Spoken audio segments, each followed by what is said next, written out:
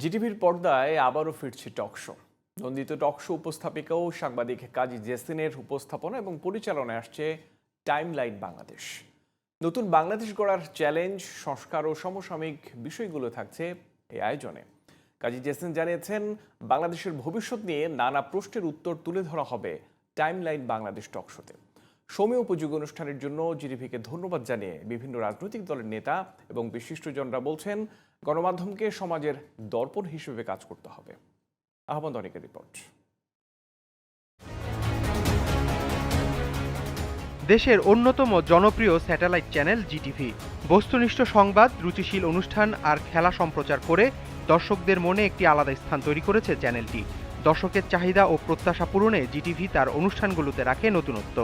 এরই ধারাবাহিকতায় আসছে টকশো টাইমলাইন বাংলাদেশ। সঞ্চালনায় থাকছেন জনপ্রিয় উপস্থাপিকা সাংবাদিক কাজী জেসিন। টাইমলাইন বাংলাদেশের মাধ্যমে প্রায় এক যুগ পর আবারও টেলিভিশন পর্দায় ফিরছেন তিনি।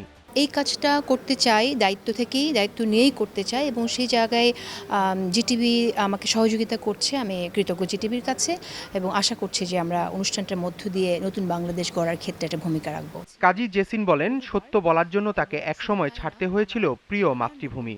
জনগণের কাছে তাই দায়বদ্ধ থেকেই কাজ করতে চান।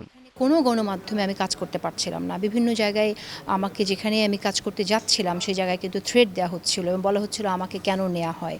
তো এরকম একটা পরিস্থিতিতে আমার জন্য আর কোনো উপায় ছিল না দেশ ছেড়ে চলে যাওয়া ছাড়া। সৎ থেকেছি, সৎ থাকতে চাই, সাধারণ মানুষের প্রতি কমিটেড থাকতে চাই। টাইমলাইন বাংলাদেশ অনুষ্ঠানে সাফল্য কামনা করেছেন বিশিষ্টজনরা, আর তাদের প্রত্যাশা বৈষম্যহীন একটি রাষ্ট্র গঠনে কাজ করবে জিটিভি। আপনাদের যে অনুষ্ঠান টাইমলাইন বাংলাদেশ, বাংলাদেশের পক্ষে, সত্যের পক্ষে এবং জনগণকে সঠিক তথ্য জানানোর জন্য, মানুষের আকাঙ্ক্ষা এবং রাষ্ট্র গঠনের ব্যাপারে দেশপ্রেম, সততায়, ন্যায়নিষ্ঠা যেটা সাংবাদিকতার মধ্য দিয়ে প্রতিফলিত হয়, সেটা আপনাদের অনুষ্ঠানের মধ্য দিয়ে প্রতিফলিত হবে। আপনাদের জন্য অনেক বেশি শুভকামনা। টাইমলাইন এই শব্দটার মধ্যেই কিন্তু একটা সাবস্টেন্সিয়াল ইম্পর্টেন্স রয়ে গেছে। কারণ আমরা যদি আমাদের জাতির গুরুত্বপূর্ণ টাইমলাইনগুলিকে ঠিক সময় মতো স্মরণ করে দিতে পারি এবং তার চেতনাগুলিকে যদি মানুষের মধ্যে ছড়িয়ে দিতে পারি, তাহলে এই টাইমলাইন বাংলাদেশ নামে যে অনুষ্ঠানটি একটা স্বয়ংক্রিয়ভাবেই জনপ্রিয়তা অর্জন করবে। যে বাংলাদেশ 2024-এর জুলাই আগস্টের গণ অভ্যুত্থানের মধ্য দিয়ে, রক্তস্রোতের মধ্য দিয়ে আমরা পেয়েছি, সেটি গড়বার ক্ষেত্রে উল্লেখযোগ্য ভূমিকা পালন করবে। জিটিভিকে শুভেচ্ছা জানাচ্ছি এবং টাইমলাইন বাংলাদেশের সাফল্য কামনা করছি। ইউনাইটেড কমার্শিয়াল ব্যাংক ইউসিবির স্পন্সরে অনুষ্ঠিত হবে টাইমলাইন বাংলাদেশ। আহমদ অনিক, জিটিভি নিউজ, ঢাকা।